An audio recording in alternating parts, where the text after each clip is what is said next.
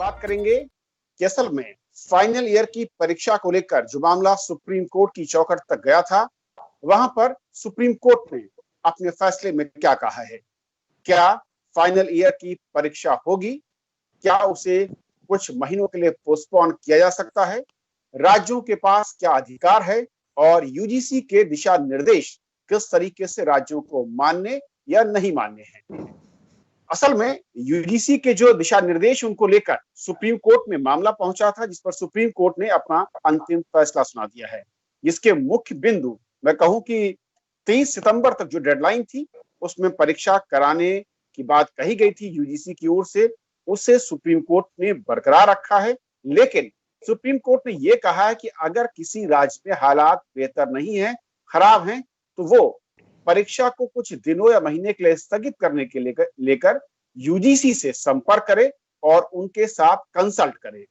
दूसरा, अंतिम वर्ष की परीक्षा कंपलसरी यानी अनिवार्य है, उसके बिना छात्रों को प्रमोट नहीं किया जा सकता। और तीसरा कि आपदा प्रबंधन अधिनियम के तहत राज्य उसके पास ये अधिकार है कि वो यूजीसी के साथ सलाह मशविरा करके नई तिथियों का ऐलान कर सकते हैं, लेकिन यूजीसी के कंसल्टेशन के साथ। तो समझेंगे कि असल में अब स्थिति क्या है, विकल्प क्या है और कानूनी तौर पर जो रास्ता सुप्रीम कोर्ट ने खोला है, उसके बाद स्थितियां राज्यों के लिए, यूजीसी के लिए और फाइनल ईयर के छात्रों के लिए क्या बनती दिख रही है। और इसे समझाएंगे हमारे तीन बहुत ही खास पैनलिस्ट। हमारे साथ हैं प्रोफेसर रजनीश जैन साहब, जो कि सेक्रेटरी है यूनिवर्सिटी ग्रांट कमीशन से। सर, स्वागत है आपका। हमारे साथ हैं स्टूडेंट के पक्ष लेने वाले वकील और डॉक्टर सिद्धार्थ साहब, जो कि मुंबई से जुड़ रहे हैं। सिद्धार्थ, बहुत बहुत स्वागत आपका, जो कि प्रेसिडेंट भी हैं महाराष्ट्र स्टूडेंट यूनियन से। और सत्यप्रकाश है, लीगल एडिटर द ट्रिब्यून से। सत्या, बहुत बहुत स्वागत आपका। शुरुआत में सत्या आपसे करना चाहूंगा, अगर मैं 4 से 5 फाइन प्रिंट्स ऑर्डर के कहूं जो कि मोटे तौर पर यूजीसी के लिए, राज्यों के लिए और छात्रों के लिहाज से सबसे इंपॉर्टेंट है, वो क्या कहता है फैसला? देखिए, सबसे पहली बात है कि यूजीसी जो हायर एजुकेशन है उसका रेगुलेटर है और इसके कारण यूजीसी ने जो कुछ मानदंड तय किए हैं उच्च शिक्षा के लिए, उसमें जो फाइनल ईयर के एग्ज़ाम दिए बगैर कोई स्टूडेंट उसको सर्टिफिकेट नहीं दिया जा सकता है, ये भी उसमें है। तो यूजीसी का जो एक हायर एजुकेशन के रेगुलेटर के रूप में उसकी जो सत्ता है, एक तरह से कहें, उसकी जो भूमिका है उसको सुप्रीम कोर्ट ने स्वीकार किया है। एक दूसरी चीज़ ये है कि जो कानूनी पक्ष के हिसाब से जो राष्ट्रीय आपदा प्रबंधन कानून है वो एक तरह से आपदा के समय का कानून है। तो वैसी स्थिति में सबसे ज़्यादा अहमियत किसी व्यक्ति या समाज में जो हमारे सिटीजन्स हैं उनके जान की और निजी जो राइट टू लाइफ है उसको ज़्यादा तवज्जो दी गई है। तो सुप्रीम कोर्ट ने जो यूजीसी के जो अधिकार हैं जो हायर एजुकेशन के रेगुलेटर के रूप में, वो उसके नियमन और एक तरह से कहें मानकीकरण के लिए जो उनके अधिकार हैं वो, और जो राष्ट्रीय आपदा प्रबंधन कानून है उसके तहत जो राज्यों में जो अथॉरिटी बनती हैं उसके जो अधिकार हैं उसके बीच सुप्रीम कोर्ट ने संतुलन कायम करने का काम किया है। सुप्रीम कोर्ट ने एक तो यूजीसी के अधिकार को कहा कि उनको ये अधिकार है कि वो नियमन और उसके लिए मानकीकरण के लिए जो कुछ भी उन्होंने प्रेस्क्राइब किया है उसको वो सबको मानना होगा। तो ये फैसला जो है एक तरह से कानूनी स्थिति को बिल्कुल साफ कर देता है। ओके सिद्धार्थ, अब मैं आपके पास आना चाहूंगा। जो सिचुएशन है और जो लगातार पिछले कुछ महीनों से सिचुएशन बदलती जा रही है, बिगड़ती जा रही है कुछ राज्यों में, उस नजरिए से आप लोग जो चाहते थे और जो सुप्रीम कोर्ट ने रास्ता दिया है उससे सहमत हैं? ये रास्ता ज्यादा पतला है, बहुत स्पेस नहीं है, कुछ और उम्मीद थी? शुरुआत तो मैं ऐसे करूंगा कि I bound to obey Supreme Court judgment but I do not respect it. I do not bound to respect it, क्योंकि एक चीज ऐसी हो गई है ना, अभी जो आर्ग्यूमेंट हो गए थे कोर्ट में दोनों पक्षों की तरफ से, यूजीसी के तरफ से सॉलिसिटर जनरल जो अपनी बात रख रहे थे और बाकी जो स्टेट से उनके तरफ से, और काफी इंटरवेंशन जो फाइल किए थे, हमने भी उसमें इंटरवेंशन फाइल की थी और हमने कुछ चीजें जो यूजीसी की तरफ से रिफॉर्म की गई थी 2009 में कि सेमेस्टर पैटर्न और ये एनुअल पैटर्न में फर्क क्या है, हमने बताया था वहां पर, आर्ग्यूमेंट की थी वहां पर, बट उसका कुछ भी ब्यौरा उस ऑर्डर में आया नहीं है। यूजीसी ने 29 अप्रैल को जो गाइडलाइंस प्रोवाइड की थी, उस समय के जो केसेस थे वो काफी कम थी, और आज के समय में जो देश की हालत है वो काफी बदतर है, और इस तरह में हम एग्जाम कंडक्ट करने के लिए कह रहे हैं। अभी खैर जो सुप्रीम कोर्ट का जजमेंट आया है, उसी तरफ से अगर एग्जाम कंडक्ट करनी है तो आगे कैसे करनी है, जैसे अभी कहा है कि जो स्टेट डिजास्टर मैनेजमेंट अथॉरिटी का जो निर्णय है उसको बरकरार रखते हैं, सिर्फ पोस्टपोनमेंट के लिए यूजीसी के साथ कंसल्ट करके आपको एग्जाम कंडक्ट करवानी है। तो मुझे, जैसे हम एक स्टूडेंट ऑर्गेनाइजेशन को रिप्रेजेंट कर रहे हैं महाराष्ट्र में से, अभी जो जजमेंट आया है, जो 29 अप्रैल के गाइडलाइंस में से उन्होंने जो जो ऑप्शन दिए थे, ओपन बुक एग्जामिनेशन, उसके बाद इंटरनल असाइनमेंट जो थी, असेसमेंट करना है, प्रेजेंटेशन बेस्ड असेसमेंट करना है, ओपन बुक एग्जामिनेशन के बाद एक दो तरीके उन्होंने दिए हैं, उनका नाम मैं बताना चाहूंगा आपको। एक तरीका है कि मल्टीपल चॉइस क्वेश्चन, एमसीक्यू, और दूसरा है कि दूसरा जो तरीका है ऑप्टिमल मार्क्स रिकॉग्निशन, OMR। इस तरीके से एग्जाम, मतलब फिजिकल अपीयरेंस ना लेके इस तरीके से एग्जाम कंडक्ट कर सकते हैं अभी, और जल्दी से जल्दी सितंबर के एंड में ही विद्यार्थियों को उनका नतीजा घोषित किया जाए, बिकॉज काफी सारे विद्यार्थियों ने फॉरेन में अपना एडमिशन के लिए अटेम्प्ट किया था, वहाँ पे अप्लाई किया था, उनको एडमिशन भी मिली है, बट उनके पास डिग्री नहीं है, इसलिए वो आगे नहीं बढ़ सकते।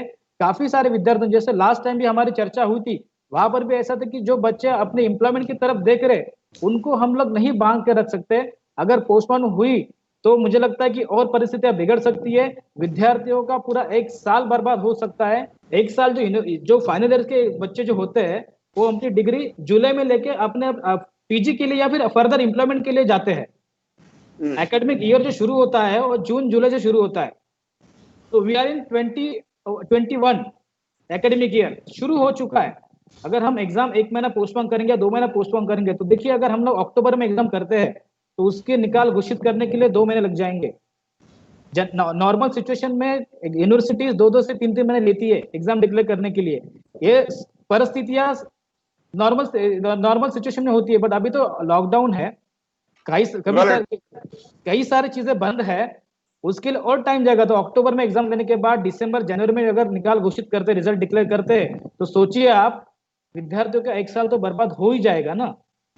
मैं इस पॉइंट पर आता हूँ रजनीश जी, बहुत रास्ता सुझाया सुप्रीम कोर्ट ने, लेकिन जो प्रैक्टिकल दिक्कत, जैसे कि एक दिक्कत का जिक्र सिद्धार्थ कर रहे हैं कि अगर कोई भी स्टेट आपसे यूजीसी से रिक्वेस्ट करता है कि अभी स्थिति ठीक नहीं है, यातायात नहीं खुला हुआ है, और 1 या 2 महीने का एक्सटेंशन मांगता है डेट का, ये किस तरीके से पॉसिबल होगा, किन हालात पर पॉसिबल होगा?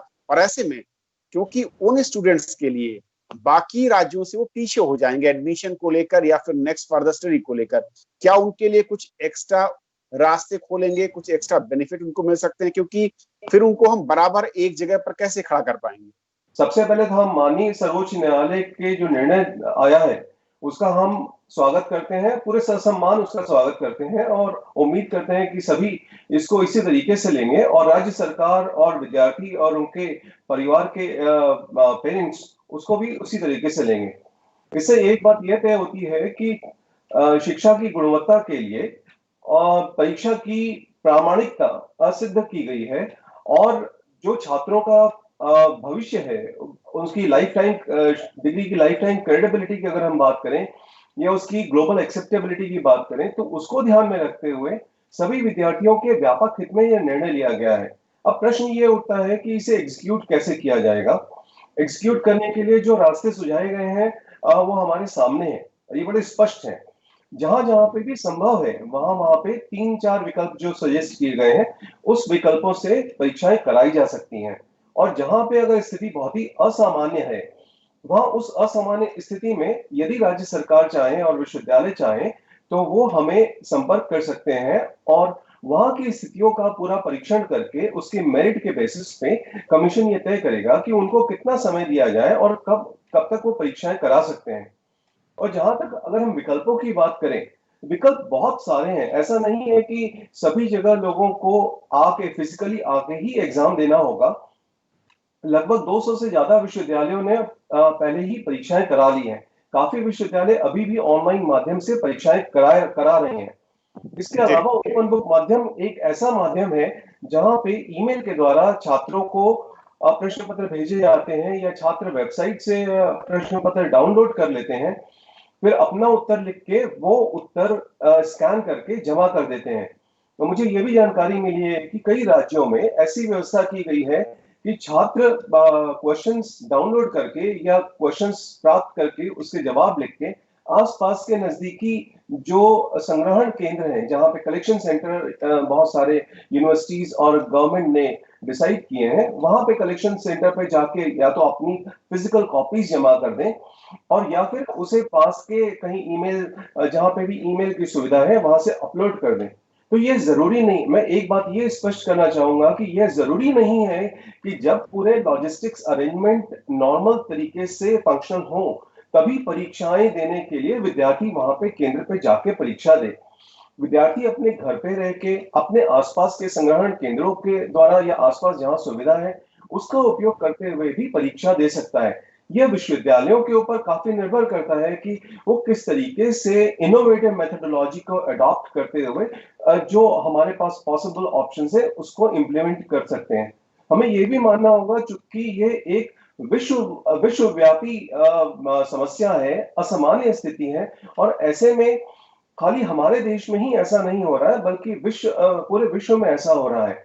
और जहां तक छात्रों के विदेश में एडमिशंस का सवाल है, काफी विश्वविद्यालयों ने उनके लास्ट सेमेस्टर के रिजल्ट्स को कंसीडर करने के लिए समय दिया है, और काफी जगह काफी विश्वविद्यालयों ने अपना एडमिशंस भी पोस्टपोन किया है।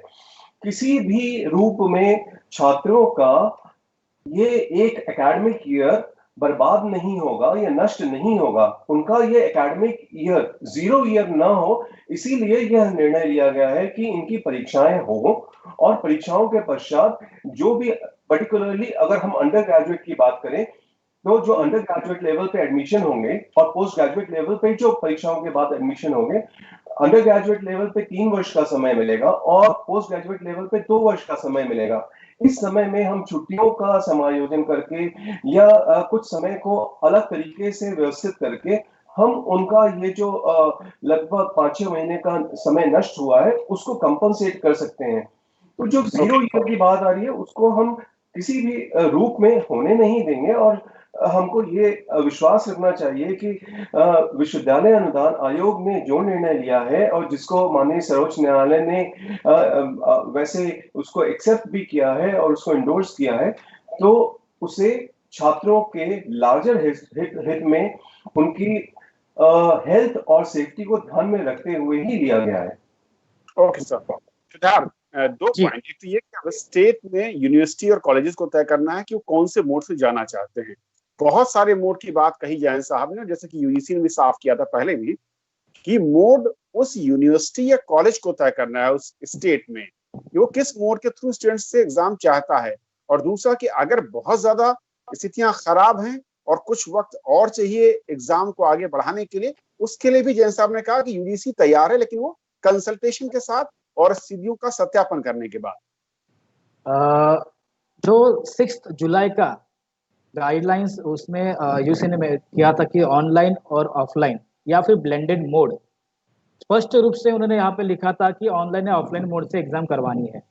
ओके, तो मैं, आपने जो क्वेश्चन किया कि राज्यों के ऊपर निर्भर है, बट यूजीसी ने ये नहीं कहा कि उनको टाइम बाउंड मैनर में रिजल्ट डिक्लेयर करना है। ठीक है, अगर टाइम बाउंड में रिजल्ट डिक्लेयर करना मेंशन कर देते तो मुझे लगता है यूनिवर्सिटी वहां तक सोच सकती कि हाँ बाबा, हमें एक सितंबर के एंड में ही रिजल्ट डिक्लेयर करना है या फिर अगस्त के एंड में रिजल्ट डिक्लेयर करना है। वो कहीं पर भी लिखा नहीं था। तो हम चाहते हैं, जैसे आपने मेंशन किया कि राज्यों को तय करना है, राज्यों के विद्यापीठों को तय करना है, तो 29 अप्रैल को ऑलरेडी यूजीसी ने लिखा गया है कि किस तरह से ऑनलाइन मोड में एग्जाम कंडक्ट करना है। तो हम वही राज्यों को भी निवेदन दे रहे हैं हमारे ऑर्गेनाइजेशन की तरफ से कि अभी ज्यादा वक्त जाया ना करके आप कृपया यूनिवर्सिटी ग्रांट कमीशन को ना लिखे कि आप एग्जाम पोस्टपोन करें।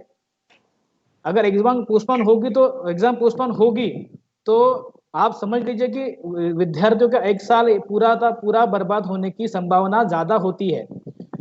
रजनीश साहब जो कह रहे हैं कि हम 0 ईयर नहीं करने देंगे, पर वो होने वाला है। ग्राउंड रियलिटी दिल्ली में बैठकर नहीं पता चलेगी यूजीसी को, ग्राउंड रियलिटी विद्यापीठों के माध्यम से पता चलेगी। विद्यापीठों ने ग्राउंड रियलिटी बतानी चाहिए यूजीसी को। करीब जो मैं आंकड़े देख रहा था, करीब 80% यूनिवर्सिटीज स्टेट में जो हैं उन्होंने एग्जाम करा लिए हैं, और करीब 18% के आसपास जो हैं जिन्होंने की कराने को लेकर तैयारी की है। तो ऐसे में 0 ईयर की आशंका क्यों हो रही है? मैंने ऑर्डर में पढ़ा है सुप्रीम कोर्ट के कि 900 से ज्यादा विद्यापीठ देश में है। अगर मैं गलत हूं तो मुझे करेक्ट कर सकते रजनीश साहब जी। और अभी आंकड़ा ये पर समझ में आया कि 290 के तरफ यूनिवर्सिटी ने जो एग्जाम कंडक्ट कराई है। तो आप मतलब कौन से परसेंटेज को लेके बोल रहे हैं? बिकॉज 290 अगर यूनिवर्सिटी ने कंडक्ट करे तो 900 में से 300 हो गए, बाकी सारी तो है ना यूनिवर्सिटी के एग्जाम कंडक्ट कराने के लिए बची है। तो दिक्कत ऐसे आ रही है कि जो ऑनलाइन मोड कहा गया कि ऑनलाइन मोड का इंफ्रास्ट्रक्चर अभी भी हमारे देश में नहीं है। जिस तरह से जजेस साहब ने कहा कि जो ओपन बुक एग्जामिनेशन ईमेल जरिए कर सकते हैं, ईमेल जरिए हम विद्यार्थियों को ईमेल कर सकते हैं, वो डाउनलोड कर सकता है क्वेश्चन पेपर, या फिर उनके व्हाट्सएप द्वारा हम लोग इनको क्वेश्चन पेपर दे सकते हैं।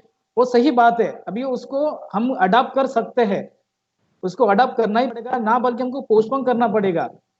बिकॉज अगर जल्दी से जल्दी हम एग्जाम खत्म करेंगे, अभी एग्जाम तो कंडक्ट करना लाजमी है, सुप्रीम कोर्ट के ऑर्डर के हिसाब से हमको एग्जाम कंडक्ट करवाने ही पड़ेंगे, उसमें कोई दो राय नहीं है। तो जल्दी से जल्दी हम कैसे इस प्रक्रिया को खत्म करें, और विद्यार्थियों को किस तरह से हम उनको असेस करके उनका रिजल्ट, उनकी डिग्री उनके हाथ में दे, ताकि वो हम उनके पीजी के लिए या फिर उनके फर्दर एम्प्लॉयमेंट के लिए उनको हम मुक्त करें, ना बल्कि उनको हम एग्जाम। मैं अगर गलत नहीं तो आप ये चाह रहे हैं यूजीसी से कि एग्जाम जल्द से जल्द हो, और रिजल्ट जो है, जो नतीजे हैं, उसका भी टाइम एक आउट लिमिट तय कर दे यूजीसी कि उससे पहले रिजल्ट डिक्लेयर करना है।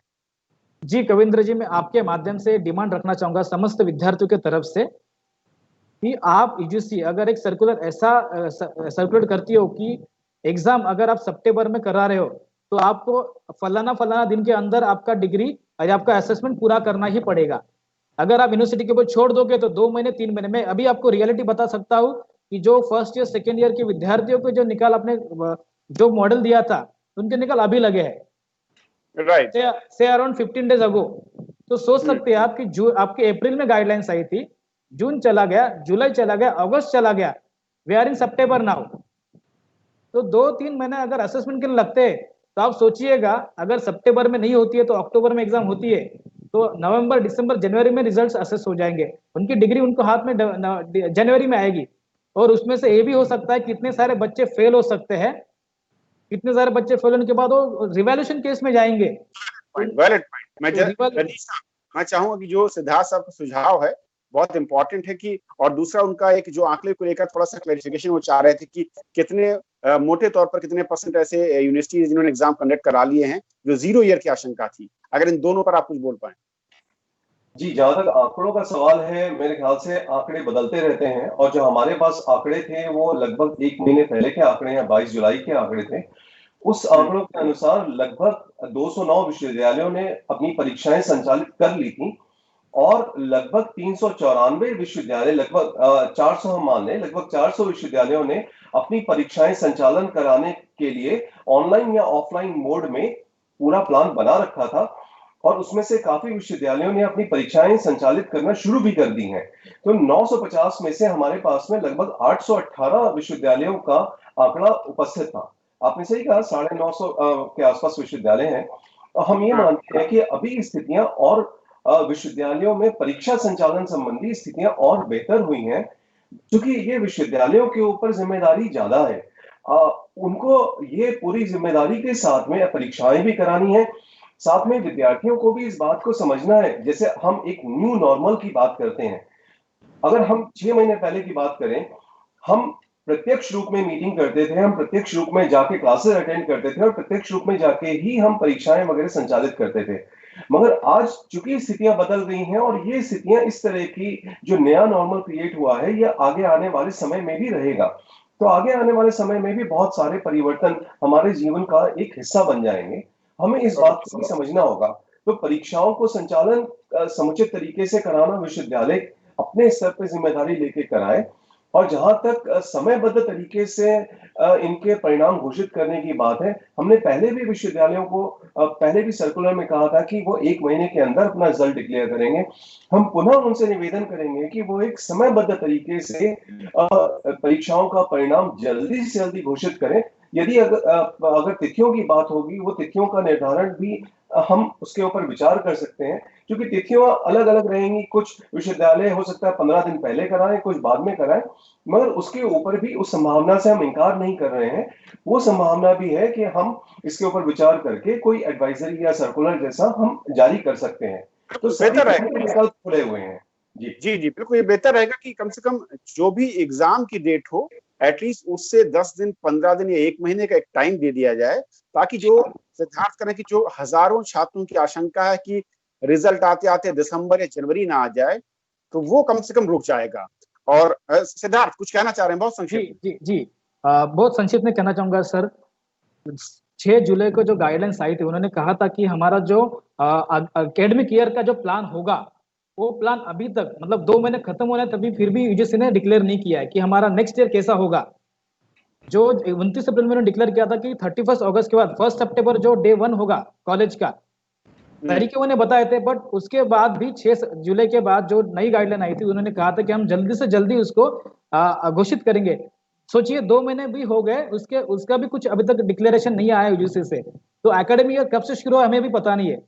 We are in black, we are in dark now, कि कब आएगा पता नहीं, एकेडमिक ईयर कब शुरू होगा। और दूसरी बात ये कहना चाहूंगा कि यूनिवर्सिटी ग्रांट कमीशन ने जो 29 अप्रैल के गाइडलाइंस में लिखा था कि यूनिवर्सिटी ने उनके preparedness plan, residential status of the students, ये सब बनाने हैं और यूजीसी को बताने हैं। तो मैं पूछना चाहूंगा आपके माध्यम से, क्या यूनिवर्सिटी की तरफ से residential status of the students आया है, प्रिपेयर्डनेस प्लान आया है, या फिर अभी भी विद्यापीठ जो अपने प्लान्स को बना रहे हैं? तो ये असमंजस की भूमिका क्यों है? ये प्लीज बताइए।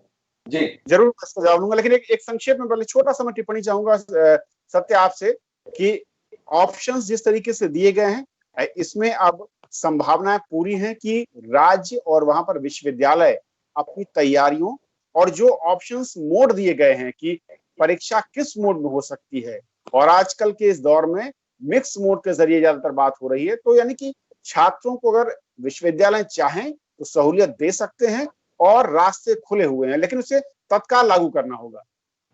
देखिए, इससे पहले बार काउंसिल ऑफ इंडिया ने जो लॉ स्कूल्स हैं, नेशनल लॉ स्कूल्स हैं और बाकी प्राइवेट के भी लॉ यूनिवर्सिटीज़ हैं, उनके लिए गाइडलाइंस जारी किए थे, जिसमें न सिर्फ एग्जामिनेशन के लिए बल्कि जो क्लासेस कैसे होंगे ऑनलाइन मोड में, उसके लिए भी गाइडलाइंस जारी किए थे। और वो सब कुछ होके आपने नहीं सुना होगा किसी लॉ यूनिवर्सिटी में इस तरह की, या लॉ से रिलेटेड किसी शिक्षण संस्थान में ये दिक्कत हुई है। उन्होंने इसको बहुत अच्छे तरह से मैनेज कर लिया है। यहाँ पे 2-3 चीज़ें हैं। एक तो यह है कि स्थितियाँ सामान्य नहीं है, तो इसलिए एक दूसरे पे आरोप प्रत्यारोप के लिए कोई यहाँ पे कोई ऐसा नहीं है कि यूजीसी या कोई यूनिवर्सिटी या कोई विद्यार्थी जानबूझ के डिले कर रहा है। स्थितियाँ सामान्य नहीं है। दूसरा यह है कि हर पक्ष, जो स्टूडेंट हो या यूनिवर्सिटी एडमिनिस्ट्रेशन हो या यूजीसी हो या स्टेट एडमिनिस्ट्रेशन, जहाँ पे अलग अलग यूनिवर्सिटीज़ हैं, सबको अपने तरफ से इसमें कोऑपरेट करना है ताकि ये चीज़ जो है सही समय पे हो पाए। दिक्कत यह है कि कुछ राज्य सरकारों ने एक तरह से इसको मुद्दा बना लिया है। मैं ये नहीं कह रहा हूँ कि स्थितियाँ सामान्य हैं वहाँ पे असामान्य हैं, लेकिन इसी तरह की स्थिति में बाकी जगह, जैसा कि जैन साहब ने बताया कि बाकी जगह परीक्षाएं हो रही हैं, हुई हैं और हो रही हैं, और अधिकांश विश्वविद्यालयों में हो रही हैं, लेकिन ये भी रूल आउट नहीं किया जा सकता है कि कहीं कहीं पे ज़्यादा दिक्कत हो, जहाँ पे कि कोरोना वायरस का ज़्यादा प्रकोप हो।